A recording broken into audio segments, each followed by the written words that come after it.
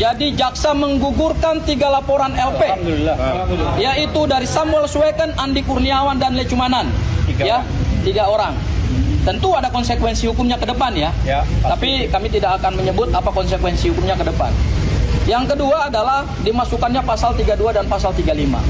Jadi dalam perkara ini yang menjadi pasal dakwaan nantinya dalam proses persidangan itu adalah LP dari Pak Joko Widodo.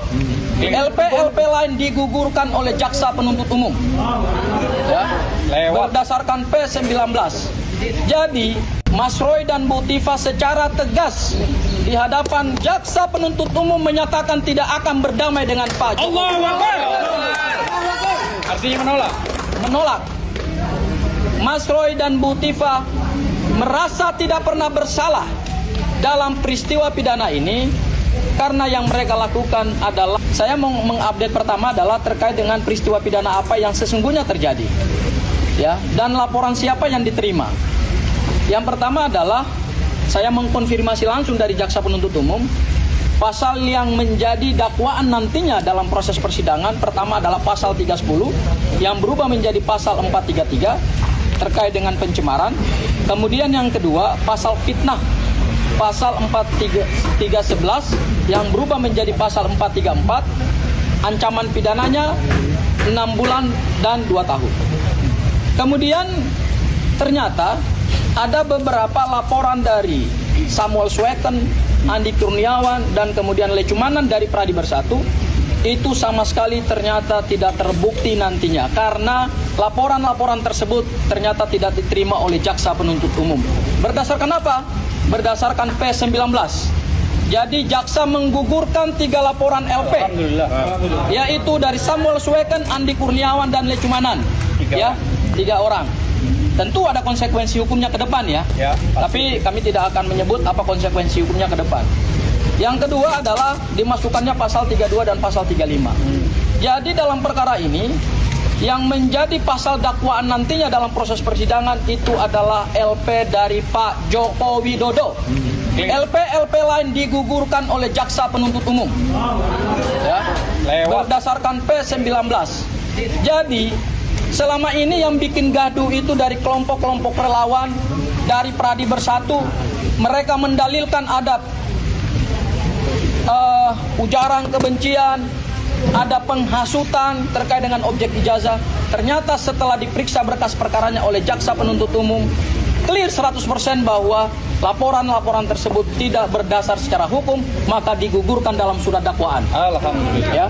Hal yang kedua, dalam proses penyerahan tersangka tadi, ada pertanyaan dari jaksa penuntut umum kepada para tersangka yang kami sebut adalah para pejuang, yaitu apa?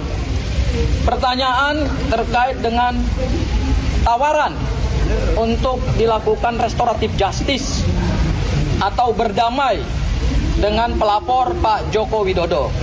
Kemudian juga ada tawaran juga untuk plea bergening atau pengakuan bersalah dari kedua tersangka. Alhamdulillah tadi kepada seluruh rakyat Indonesia yang selama ini menunggu kepastian terkait dengan polemik ijazah mantan Presiden Republik Indonesia, Mas Roy dan Bu Tifa secara tegas di hadapan jaksa penuntut umum menyatakan tidak akan berdamai dengan Pak Joko. Allahu Akbar. Artinya menolak. Menolak. Mas Roy dan Bu Tifa merasa tidak pernah bersalah dalam peristiwa pidana ini karena yang mereka lakukan adalah meneliti objek ijazah yang diragukan, yang selama bertahun-tahun menjadi polemik. Tidak pernah ada kepastian hukum, tidak pernah ada putusan pengadilan yang menyatakan ijazah ini asli. Tetapi lagi-lagi harus ada 2 warga negara yang dikirim ke penjara setelah Bambang Tri dan Gus Nur.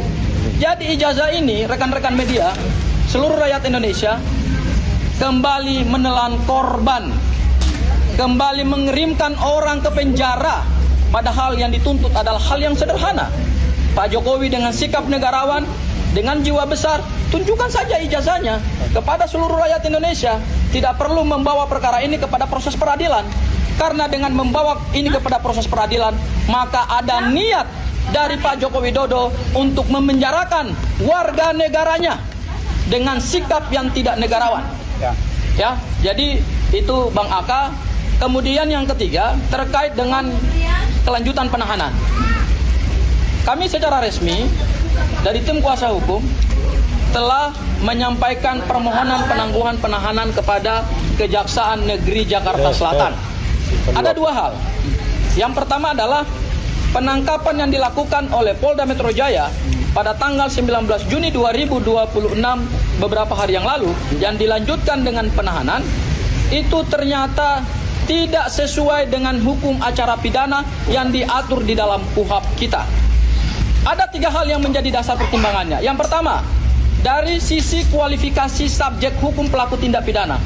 Mereka ini bukan pelaku tindak pidana organized crime, white collar crime, transnational organized crime, atau juga kejahatan yang mengancam keamanan negara, keselamatan bangsa, atau juga mengancam sumber daya alam Indonesia.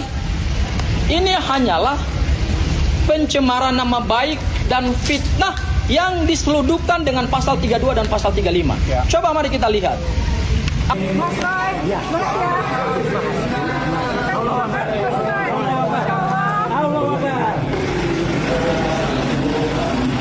Ayo bang, aman bang, aman. Sambil mundur bang. Mas Roy, ya.